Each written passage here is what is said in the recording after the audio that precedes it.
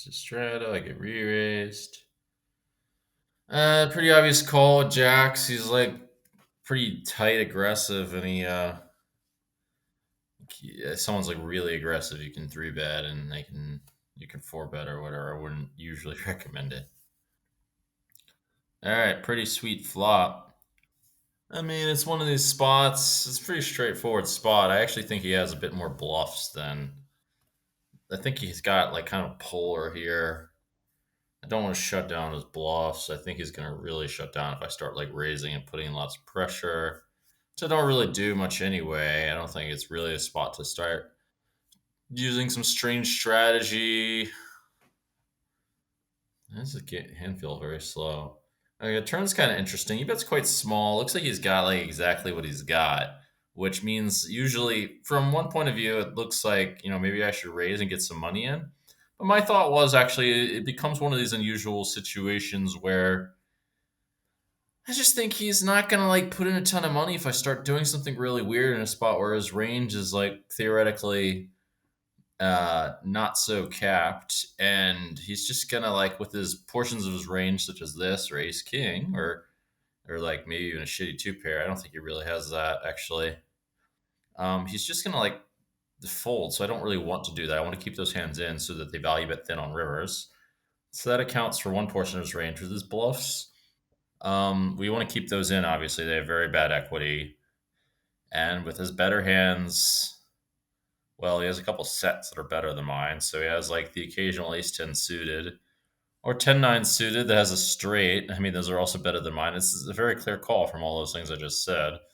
Um, yeah, and he's got like quite a few combos of ace, king, aces, sometimes king, queen. Yeah, rarely king, queen. And the river I get there, so it's pretty easy. river I get the river I have it. He's got way too many combos of whatever to to not raise. There's only six combos of hands that beat me. I mean, he has six combos of aces alone. And what was I going to say?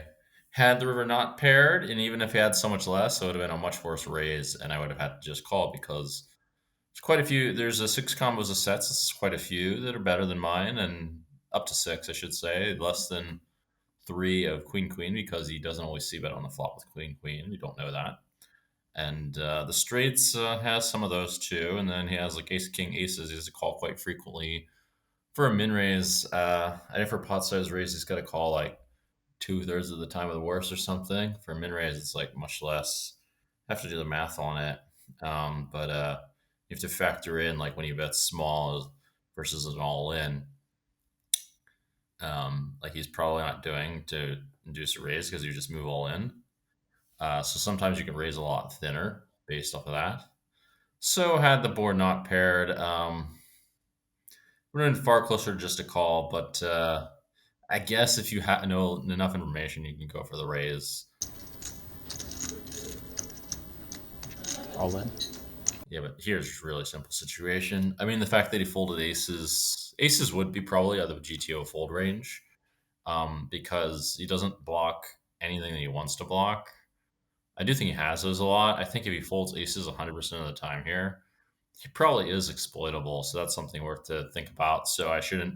It would be a leak if I missed the raises with bluffs with Queen Jack suited, for instance, and could probably even get away with adding in like a couple others. But it's something to think about anyway. It's pretty spice. I mean, this would be like some kind of exploit at really high levels. That's about it. I got lucky and coolered him.